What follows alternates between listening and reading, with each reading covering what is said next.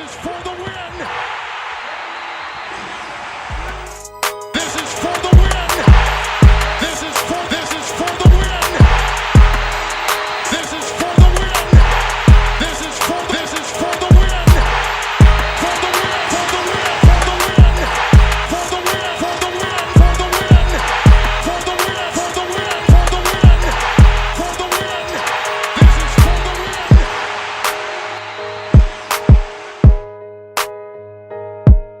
Welcome to the CPENN4THEWIN show. This is your host, Charles Penn. We are back with episode 8. We took a little bit of a hiatus, but we're back at it. Of course, we got many things to talk about today. Before we get to the NBA Finals, that's what everybody wants to talk about, of course. You know, saying the Lakers are one win away from winning their 17th championship. LeBron is one win away from winning his 4th championship. AD is close to getting his first ring.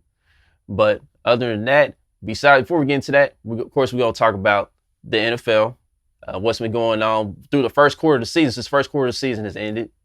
And we're going to get into a little MLB postseason. We haven't talked baseball in a minute. So we're going to get into that as well. Now, let's go ahead and get to the NBA Finals to start out. As everyone can see here, as I previously mentioned, the Lakers are close to accomplishing the ultimate goal. Right now, they're up 3-1 as of this recording. But right now, we're seeing that you know, AD is playing like basically the best player in the world right now. I know everybody wants to say LeBron James, but in this series, what I'm seeing, AD has clearly been the best player by far. He's playing the best on both ends, basically. As you seen in the previous game, in Game 4, AD went on ahead and took the challenge of guarding Jimmy Butler. And after the first quarter of Game 4, you know, Jimmy Butler got to a good start. He had 11 points, 2 boards, 2 assists, perfect from the field. You know, Jimmy did a good job of taking advantage of the pick and roll and getting Dwight Howard on him, and Dwight Howard could not keep up with him. And basically, he made Dwight Howard unplayable, which forced Dwight Howard to the bench for the rest of the game. After that, AD was pretty much glued on Jimmy Butler, and it looked like AD's length and lateral movement was kind of bothering Jimmy Butler a little bit, and Jimmy Butler wasn't much of a factor scoring for the rest of the game. Now, on Jimmy's end, you know, in Game 3, we seen when the Heat finally won, he went out for a 40-point triple-double. Now, I'm not saying he had to get a triple-double again in Game 4, but the Heat needed you to score more than 22 points. Like, 22 points is not going to cut it. I felt like in certain moments in Game 4, Jimmy Butler, he could have maybe drawn some contact, try to get to the foul line a little more, and just make the Lakers adjust a little bit. Keep putting the pressure on their defense. And I know Jimmy is basically a team-first guy. You know, he's unselfish, one of the more unselfish stars in the league, and he wants to get everybody involved, everybody getting double digits, basically.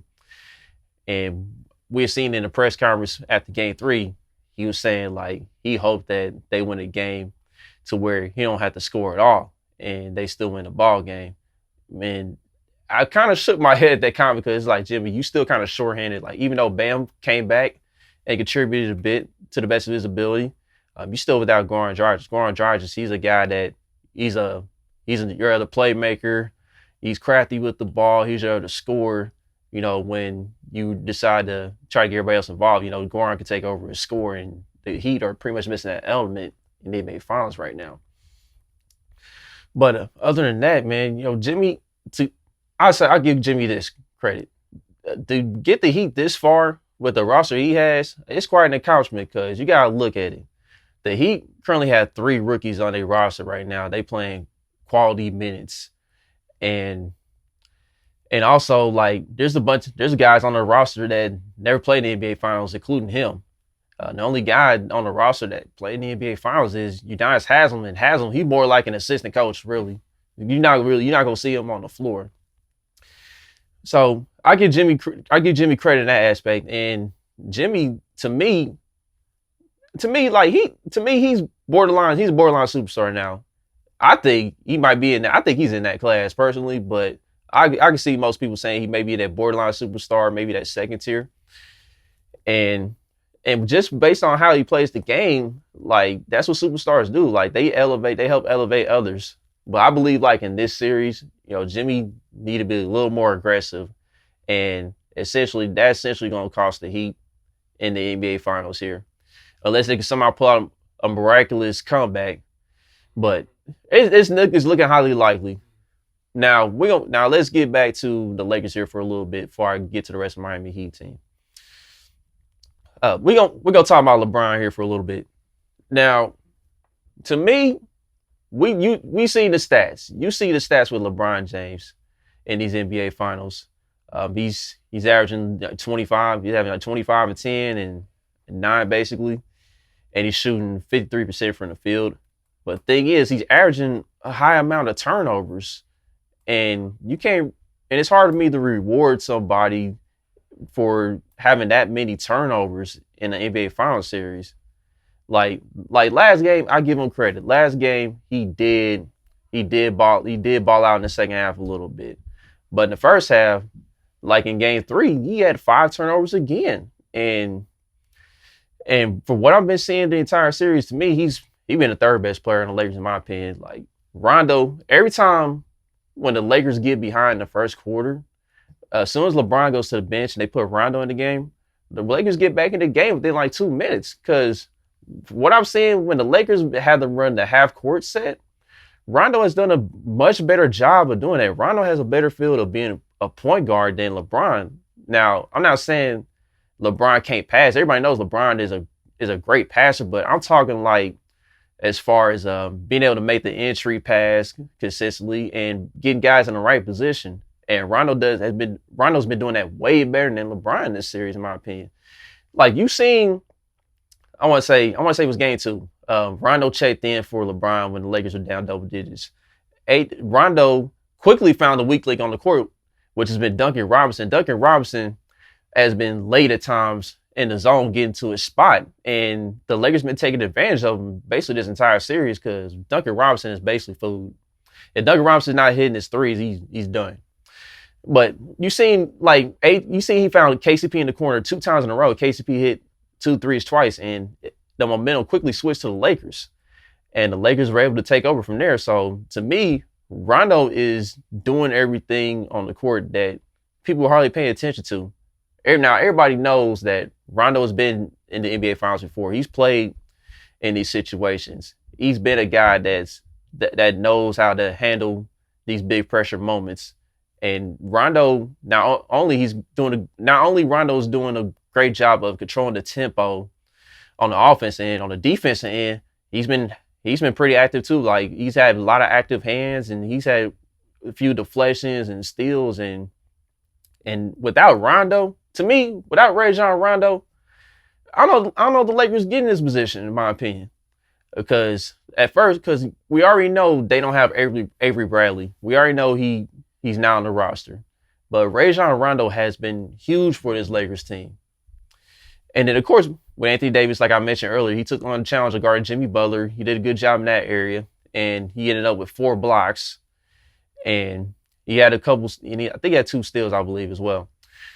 But here's the thing. Here's the thing with Anthony Davis, man. Like Anthony Davis, he does a great job of getting to the foul line. He shows his versatility. He's been knocking it down from 3 as well. Like this entire series, you're not gonna believe it. AD is shooting over 60% from the field and from 3-point range, and I believe he's perfect from the free throw line. If not, he may have missed 1 free throw.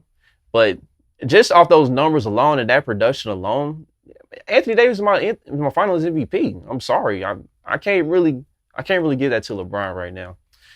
But I will say this, like, I'm not saying LeBron's not contributing anything. Like, you guys still clearly see the stats and everything. But when LeBron has checked back in the game, the Lakers are either tied or within a possession or up a possession or 2. And to me, it just feels like most of LeBron's numbers have been kind of empty, in my opinion.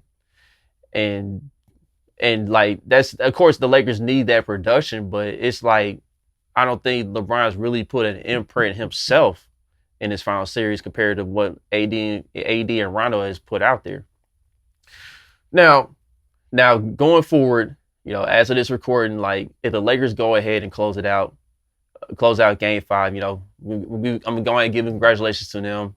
They did their thing. They 4-1 every series, despite whatever controversy may have happened. But But if they don't, if the Heat somehow pull out Game 5, I mean, I can see it going. I can see the series going 7 games. Now, I want people to understand this real quick. People really think I've been hating as far as like how the Lakers been winning games at times, how the Lakers, sometimes get foul calls that are questionable. Because like this previous game in Game 4, it was a little questionable in the second quarter. But like the Miami Heat, I feel like the Miami Heat blew this game. They blew Game 4 in my opinion. Because Coach Spo, he should have played Kelly Olynyk more. Because I feel like in the previous 2 games, Kelly Olynyk was a huge factor. Like when he was cutting to the basket, it helped create a lot more space for Jimmy Butler to operate. And Kelly Olynyk was making threes and getting to the cup and then just being I wouldn't say like an enforcer, but he kind of like frustrated Dwight Howard here and there. He kind of frustrated the guys down low. So Coach Spo made a mistake in only playing Kelly Olynyk 12 minutes, and that's another reason why it could cost the Heat the series right there. But I just want to talk about like how the fouls are being called, like when they're being called. Like everybody keeps looking at the stat sheet after the game, like well the Heat they got more free throw attempts, or the Heat and Lakers they got about the same amount of foul calls and all that. It's like it's when the fouls are called, because like the free throw disparity in the first half of last game, Lakers they didn't have that many free throw attempts. They only had 3 free throw attempts. Miami Heat had 12 free throw attempts. And through like 3 quarters, the Heat was leading in the free throw disparity. Like they had 24 free throw attempts to the Lakers 9. But then after that, after the third quarter, I just felt like the Heat, they might not win this game because they're going to have to work really hard in the fourth quarter to maybe get some calls heading their way. And you seen that the Lakers, they was getting to the foul line. They got 12 free throw attempts. LeBron had 7 of them. Now, to LeBron's credit, he made all the free throws. So I give him props in that area for doing that. And right now, the Heat, they're in a tough position right now. Like they're already shorthanded. So yeah, I can't really see them pulling a 3-1 like the Cavs did a couple years ago. So Lakers are likely going to win the championship, and I got to tip the hat out to them. And now let's talk about, to conclude, talking about the NBA Finals here. Let's talk about where LeBron's status is as far as that gets the GOAT conversation. He'll have his 4th ring, right? On the surface, you want to say, yes, this would be his 4th championship with 3 teams. That looks impressive, right? At the end of the day, like when you see all these other great players that are like basically listed in the top 10 of all time, those cats had winning records in the NBA Finals. Like Kobe Bryant and Tim Duncan, they went to 5 or more finals appearances. Kobe was 5-2. You see Michael Jordan 6-0. Everybody knows that. Tim Duncan was 5-1. Shaq, he was 4-1, I believe. And you see like and the list goes on and on. Larry Bird had a winning record. Magic Johnson had a winning record. LeBron's the only guy basically with a losing record when you talk about those other names. And to me, I can see if LeBron was like maybe 6-4 or 7-3 winning this championship with his 3rd different team. But to me, that doesn't really move the needle for me. And on top of that, you wasn't the best player in this series, in my opinion. So that's kind of where I stand with LeBron. But I'm gonna congratulate him on getting his 4th ring, and I guess somewhat moving the needle a little bit. But to me, it doesn't really move the needle that much, in my opinion. We're gonna talk about the MLB postseason here. We haven't talked about baseball in a minute. I didn't get a chance to make a prediction, or I forgot to make a prediction as far as who was gonna make the World Series and everything. But I guess I can kind of go off what I've been seeing so far. We're just going to touch the American League side real quick. Everyone sees here, we are in a divisional round as of right now. We're seeing that we're going to touch on the Tampa Bay Rays and the New York Yankees series first. The Tampa Bay Rays, they've been a good team all season long. They've always had solid pitching, and they got some young hitters here now. You may not know these guys' names. These guys' names aren't familiar. You guys aren't familiar with these names because at the MLB, they having problems themselves promoting players across the league like they should. But you got a young up-and-coming stud here in Randy Arozarena. He currently leading the Rays in batting average in this series. He's currently batting .667, an OPS of .692, slugging over 1,000. And then you got Joey Wendell and G-Man Choi, guys like that. The main face of the hitting lineup is Austin Meadows. Austin Meadows, he's kind of working his way back from injury, but other than that, Tampa, they've been solid in pitching. Glasnow had a great game. Charlie Morton had a solid outing as well. And right now, they're currently, as of this recording, they're currently one game away from advance to the ALCS. Unless the Yankees can somehow come back and make things a little interesting and send it to a Game 5. But right now, the Tampa Bay Rays, it's not their first rodeo either. They've been to the World Series before. The last time they played in the World Series, they played against the Phillies. And I believe that was in the early 2000s. And they came up short then, but this Tampa Bay Rays team, they look like they hungry. They look like they may get back to the World Series as of right now. Now the Yankees, they got the biggest payroll in baseball. They can spend a lot of money, however, whenever, to get stars on the team. They made a big acquisition of getting Garrett Cole to be the ace. But the issue is the rest of their rotation. The rest of their rotation is a bit questionable because after Garrett Cole, he was supposed to be like Luis Severino, but we see that Severino, he's nowhere near ready, and I don't know if he's going to come back at all for the postseason. But in that, you got James Paxton and Masahiro Tanaka and Jordan Montgomery. But the rest of the rotation, they haven't really been showing up for the Yankees, and it's kind of hurting them. As far as the Yankees hitting is concerned, Giancarlo Stanton, he's returning to form. He's actually been batting well himself here.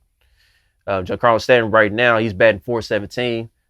Aaron Hicks is leading the team in batting average and hitting .556. And speaking of Stanton has had a heck of a series himself. Like Stanton, he's hit 4 home runs and drove in 10 RBIs. So Stanton's out here doing his job. He's looking like the Miami Giancarlo Stanton. Aaron Judge, he's kind of struggled a bit this series. The previous series against the Indians, he started out with a bang, hit a couple home runs and looked like he was returning to form, but he's kind of struggled this series, and it's kind of affected the rest of the Yankees lineup a little bit besides Stanton. But Clint Frazier, he's been decent. Brett Gardner, he's been decent.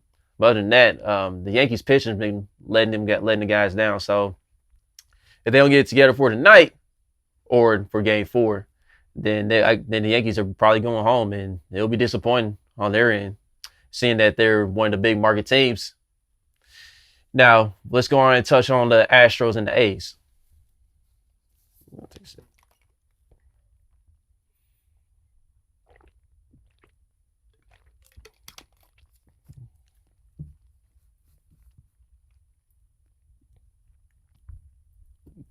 The Houston Astros. It's quite funny. The Astros are the team that everyone loves to hate.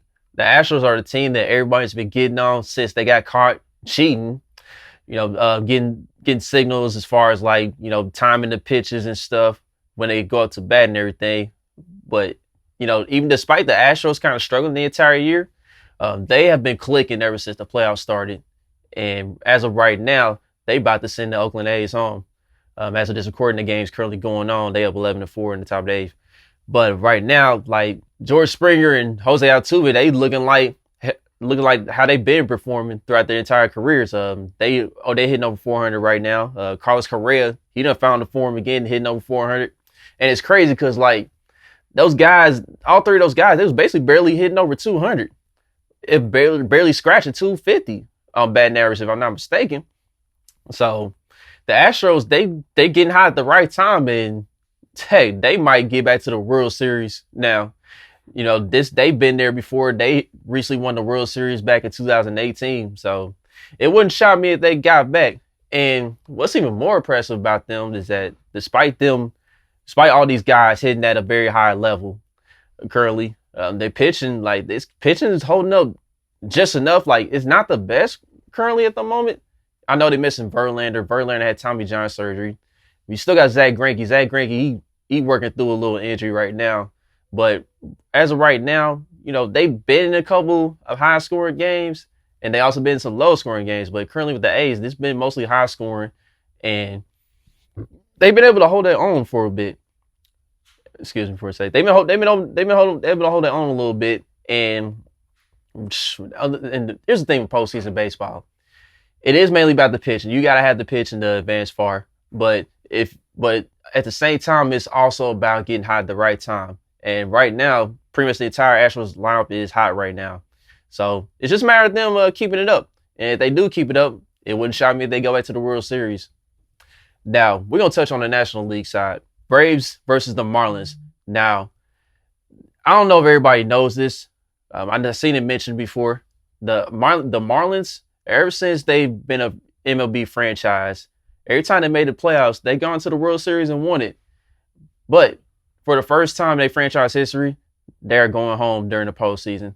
The Atlanta Braves, they made quick work of the Miami Marlins. They swept them 3-0. The last game just concluded earlier. As I was recording, they won 7-0. Ronald Acuna, he kind of struggled this series, but everybody else picked it up. Freddie Freeman, he kind of struggled throughout the entire playoffs so far, but he came through. He went 2-for-4. Marcell Ozuna been knocking the cover out the ball. Travis d'Arnaud been knocking the cover off the ball. And Dansby Swanson, he's been continuing to be consistent. And Austin Riley, he's had a great series overall as well.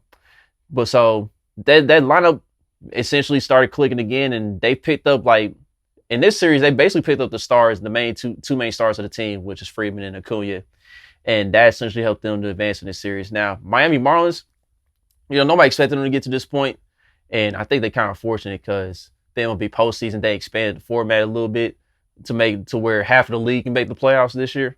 But Miami Marlins, you got to give them credit. They took advantage of the opportunity that was in front of them. And they got a bright future up ahead. Everybody knows about the depth of Jose Fernandez. He was one of the best pitchers in the MLB at the time, and he had a bright future up ahead. And I felt like Miami could have been something.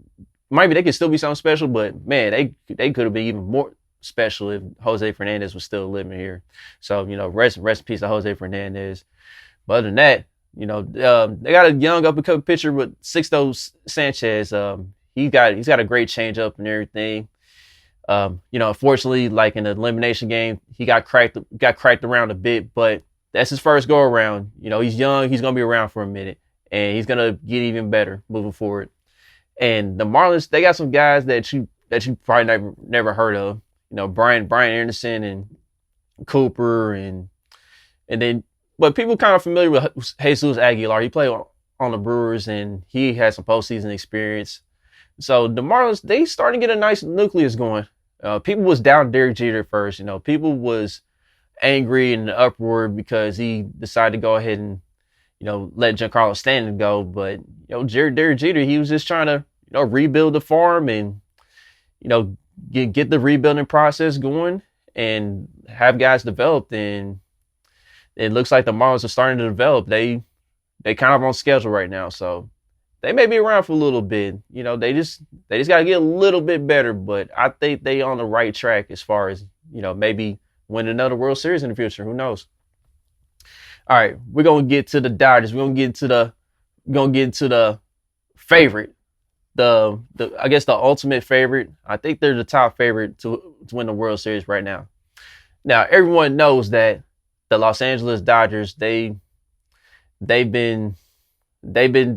expecting to win the World Series many times for the past few years. They done got to the World Series before and they came up short. And there's other times where, we seen Clayton Kershaw. Clayton Kershaw is one of the best regular season pitchers of our time. One of the best pitchers of our current generation. But then when it comes to the playoffs, when it comes to, elimination games or when he has to come through for the Dodgers, he's come up a bit short. He's had a few rough outings here and there. But at the same time, the Dodgers, they've always acquired talent. They've always had a talented, loaded lineup, full of hitters to try to help carry them a little bit. Now they acquired Mookie Betts, and Mookie Betts, he's a NL MVP candidate, and he's probably going to win the award. He's probably going to win the award for National League MVP. And then right now, the Dodgers, I think they're currently tied with the Padres right now. It's 1-1. But on the Padres side of things, they big stars, Fernando Tatis and Manny Machado, they currently struggle in this series, and if they don't pick it up, the Padres could be sitting home. Now, I was hoping this series would be the NLCS, but you know how the brackets and the divisions played out. The Dodgers, they won the NL West, and the Padres had just had to work for the scraps, and this is where they're headed. So, this is the series that everyone is most tuned into right now. Seeing all the stars and the fireworks and everything. Now, I still believe this could be anybody's series, but if Tatis and Machado, if they don't pick it up, it could be a quick exit. But the Dodgers, they definitely have to be cognizant of their pitching. Like, so far, their pitching has been pretty solid. They just gotta keep it rolling. And right now, they're currently, as a matter of fact, I'm sorry, man. I thought the series was tied up. I apologize, people. Dodgers are currently up 2-0. So the Padres are facing elimination right now. If they don't get together, they're going home. And I believe they probably going home. The Padres, they try to go all in. They made a bunch of moves at the trade deadline to improve their pitching staff and everything. They acquired Mike Clevenger, and they acquired another bat in the lineup. But at the end of the day, it may not be enough, unfortunately, for the Padres. Who knows what's going to happen in the offseason for them? But if they can keep things intact, they still be around for a minute. So it's looking like the Dodgers are going to advance. Now, my World Series prediction, for what I've seen so far, man, I think the Tampa Bay Rays gonna come out the American League. They just a young, scrappy team I feel like they're not gonna quit, man. And if they face the Astros here, I think they can get to the best of them in the end. The Astros, they kind of hurting on pitching a little bit. And I think despite both of these teams putting up huge offensive numbers, I think the Rays pitching is just going to be enough to get them over the hump. And in the National League, it's going to be the Dodgers and the Braves. Now, before the MLB season started, I had the Braves coming out the National League to represent the World Series. And like the American League, I had the Yankees, but the Yankees, they look like they're about to get eliminated. But for what I've seen, I think that the Dodgers have the pitching advantage on paper for sure. But the Braves' young pitching is not bad at all. They've actually been pitched pretty well. Like, Ian Anderson has been balling, and Kyle Wright has been on a roll. Like, during the regular season, he was kind of struggling a little bit, but he's had a couple shutouts and a couple great outings lately. So I think that series will go the full way, and in the end, I think the Braves. You know what? Nah, I ain't gonna say the Braves. I think the Dodgers, they'll get back to the World Series. I want to say the Braves, but I think the Dodgers will just have enough. I think Mookie Betts is gonna do just enough to get him over the hump. And as far as my World Series winner, man, I think the Dodgers are due, man. Like, how long can the Dodgers keep choking in the postseason, right? They gotta pull through at some point, right? You see with my Kansas City Chiefs, they finally pulled through. So, so I think the Dodgers, they made the acquisitions. They spent all the money. They've acquired all this talent for the past few years now. Ever since Magic Johnson and his group, joined up and acquired ownership of the Dodgers. Like, I think it's their time, man. I think that Los Angeles is gonna be celebrating 2 championships in the sports world. So I got the LA Dodgers winning the World Series. Now, let's get to the pigskin. Let's get to the National Football League. We're gonna cover the top headlines of the first quarter of the season. I'm not gonna really break down any games for this week coming up. We're just gonna talk about the headlines here for the first quarter of the season since that's wrapped up. A few things here. We still got a few undefeated teams left here. We got the Buffalo Bills still undefeated. My Kansas City Chiefs, we still undefeated. We got the Seattle Seahawks, and you got the Green Bay Packers, and you got the Pittsburgh Steelers. And then you got the Tennessee Titans. They 3-0 right now. So those are the remaining teams left that are undefeated. Now, I want to touch on the MVP race real quick. Russell Wilson, by far, is the MVP favorite. Like, it's not even close right now. Like, I know people want to make a case for Aaron Rodgers and maybe Patrick Mahomes, but Russell Wilson is by far playing the best football out of anybody right now. As you can see here, Russell Wilson, he currently leads the NFL passer rating with 136.7 passer rating, and he has 16 passing touchdowns. He's going insane. Like, He's leading in yards per pass attempt as well. And he's only thrown 2 interceptions. He's completing 75% of his passes for 1,285 yards. This is nuts, man. Like, let Russ cook is really a thing in Seattle right now. And at this point, I don't see how Russell Wilson's gonna lose, man. Like, now, knock on wood. Unfortunately, there's no wood around me. Knock on wood. Russell Wilson, I guess I'll knock on this. Pretend this is wood. I'll knock on that. But now, barring injury, Russell Wilson, he should be the runaway MVP winner this year. Like, I know I said Kyler Murray's gonna win it, but Kyler, he disappointed. He's disappointed the last 2 weeks, man, unfortunately. So I guess maybe he's not quite he's not quite ready yet to take it to that level. But Russell Wilson, he's playing amazing football right now, and I don't see anybody else stopping him at that moment. Like, Russell Wilson, he's on to me, he's on a pace right now where he can throw for over 40 touchdowns easily. And he's got the guys to do it. Like DK Metcalf, he took his game up to another level. Tyler Lockett, he's still doing his thing. Like, he's still getting open, still being reliable. And then, you got a solid veteran, Greg Olsen, that can come in there and, catch a few passes. And then, like, Russell Wilson, he may have to carry that defense here and there because their secondary kind of has some issues right now. Now, and that alone is definitely going to help Russell Wilson in the MVP race. So I don't see how Russell Wilson can lose it at this point. Now, let's talk about the 43-year-old, the GOAT, TB12, touchdown Tom. Tom terrific. Yeah, let's talk about Tom Brady here. Tom Brady, you guys say he recently threw for 5 touchdowns against the Chargers. After he threw a pick 6, he went on ahead and balled out because the Buccaneers, they was down big early, but Tom Brady, he basically told Bruce Arians, like, look, man, you got to get out the way, man. Like, I got this. I've been in the league long enough. I already got plays up my sleeve we've been working on in the offseason, like during the pandemic. So let me handle it. I got this, bro. You just fall back. And Brady got in the rhythm. And him and Mike Evans, they seem to be clicking, like especially with Chris Godwin being sidelined. And he's hitting Scotty Miller. He turning Scotty Miller to another Julian Edelman right now. And then Gronk's kind of getting back in the mix too, because at first Gronk was non-existent, but he's kind of getting back in the mix a little bit as well. So the Buccaneers, they starting to get in the form a little bit, and they got a pretty tough defense. Like, their defense is pretty underrated. I don't think people talk about their defense enough. Shaquille Barrett, he's still doing his thing as far as getting to the quarterback. He's still one of the best pass rushers in the league, and their secondary is kind of underrated too. So the Buccaneers, man, like they looking like a serious contender at the moment. And hey, it wouldn't surprise me if TB12 can pull it off in this first year and get the Bucs to the Super Bowl somehow. They'll be a contender for sure. So we just got to see how things play out. But TB12, he's out there proving that he still got some game left. Right now, the Bucs are currently at 3-1.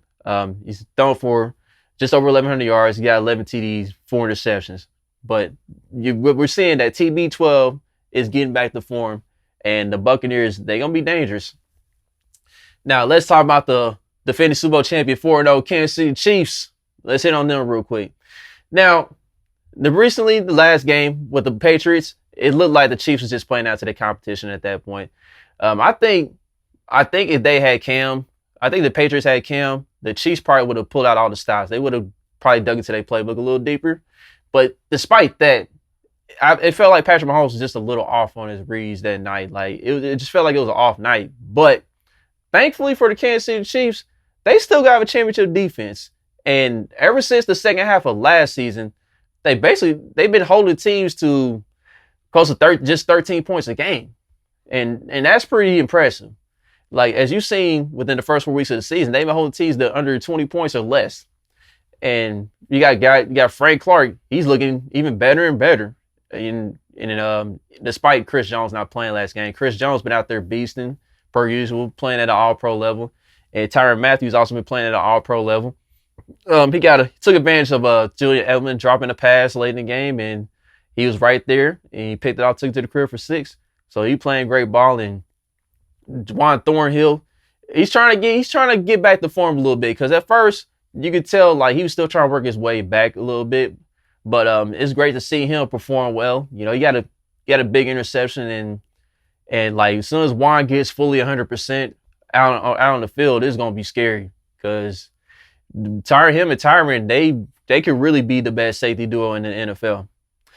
And then as far as cornerback play, Rashad Fenton, he balled out that last game.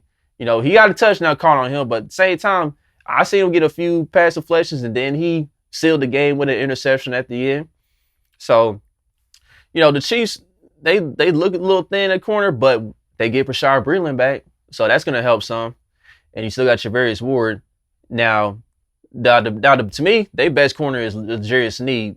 And L'Jarius was showing a lot of promise, man. Like, at first, his form, just watching him on the field, like, his technique, he's starting to get that technique down right out the gate.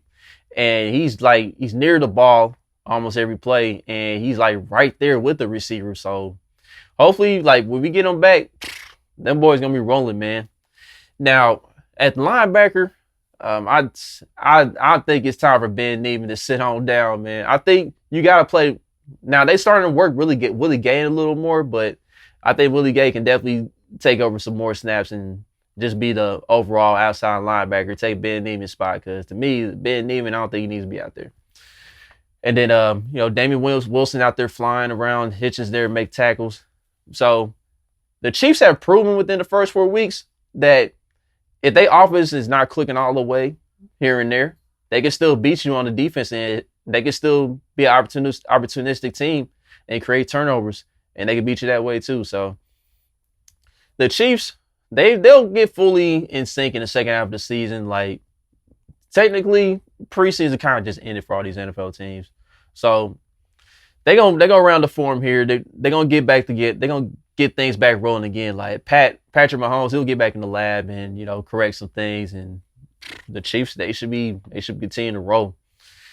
Now they got a game coming up, not against the Raiders this week, but the week after that against the Buffalo Bills. That game's gonna be a war. Those two teams are currently undefeated, so that's gonna be a great game, and I'll be looking forward to watching that.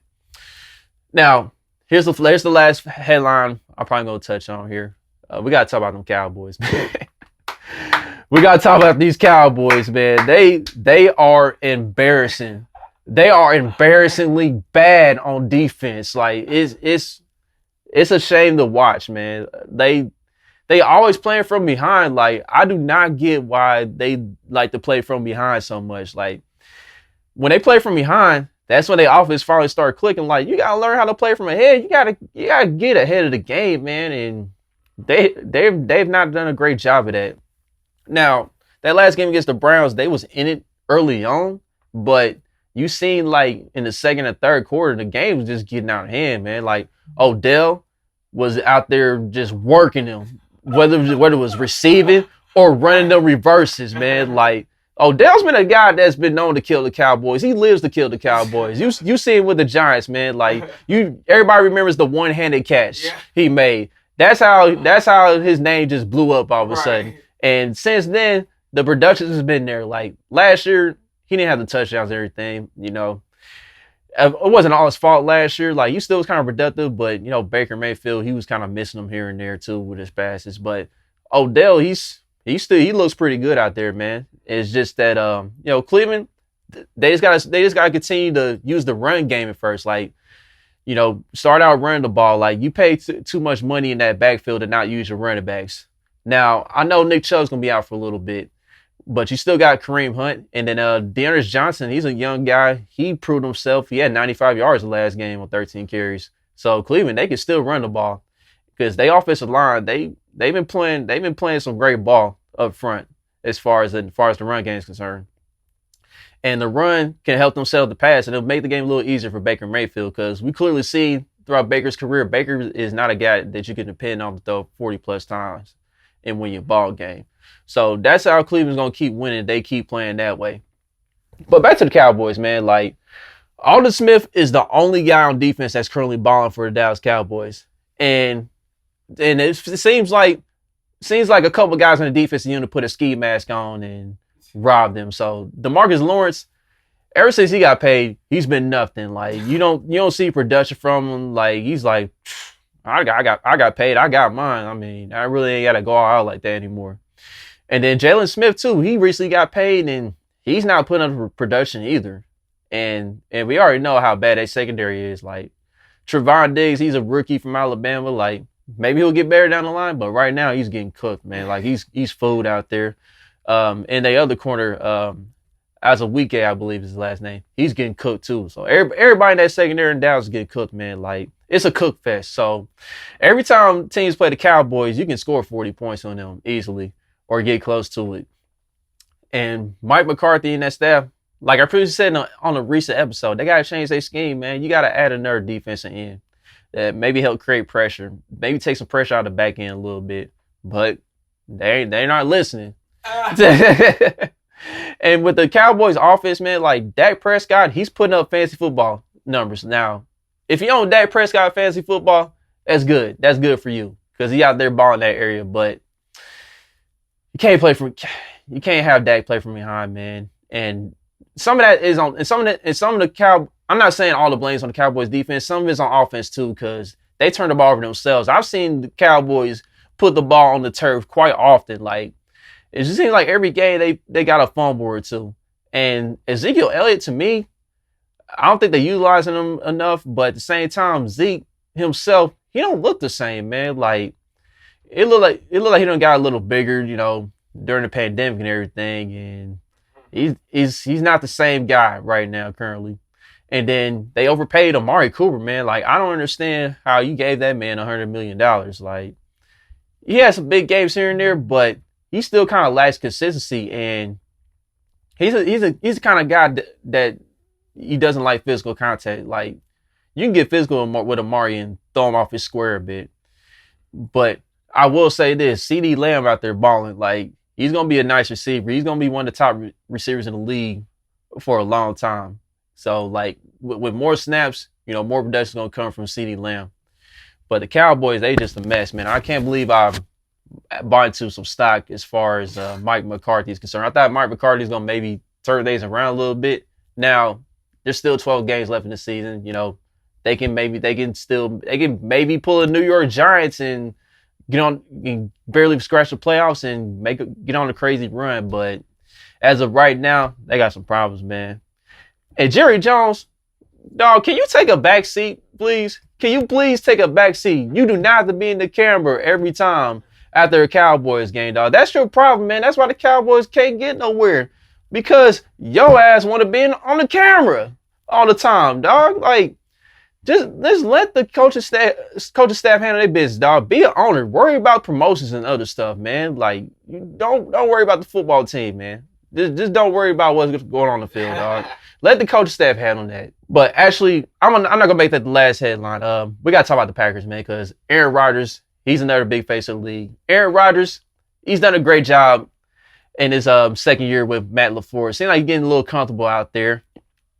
At times he's been a little slow with the timing on his release and everything. But other than that, man, he's been playing some great ball. Like even without Devontae Adams the past few games, they've been playing some great ball. But the Packers, their defense is tough, man. Like Zadarius Smith, he's out there balling still. Darnell Savage and Jair Alexander locking down on his end of the field. And, Aaron Jones out there balling. And to me, I questioned the Green Bay Packers draft because I felt like they didn't need to draft the quarterback in the first round. But, when Aaron Rodgers retires, Jordan Love might become something. Sitting behind Rodgers for a few years. But I do have a hard time now understanding how you don't give Aaron Rodgers another weapon. But come to find out, you got Marquez Valdez-Scantling. He's starting to get his feet on him a little bit. And then they had Alan Lazard. Lazard was balling again before he had to have core surgery, so he's going to be out for a minute. But another development that we had in the offense is Robert Tonyan. Robert Tonyan, he's out there balling all of a sudden. He had a 3-touchdown game against the Falcons. So the Packers, to me, I felt like last year they got carried a bit. This year, it doesn't feel like they're getting carried a little. It doesn't really feel like they're getting carried. It feels like they're actually playing ball. They actually going out there and getting it. So the Packers, they also gonna be another contender. And Aaron Rodgers, I think he'll be able to keep things rolling, and we'll see what happens. That concludes everything that we talked about today. We touched on the NBA Finals. We touched on the first quarter of the NBA season. We touched on the MLB postseason. And my prediction. We'll see how everything's gonna turn out here. I am your host, Charles Penn, CPENN for the Win show. We will be back with episode 9, and until next week. As a matter of fact, before this episode concludes here, I'd like you guys to like, subscribe, and comment. If you guys have any predictions moving forward for the NFL, comment down below, or the MLB postseason, comment down below as well. And until the next episode, I'm out.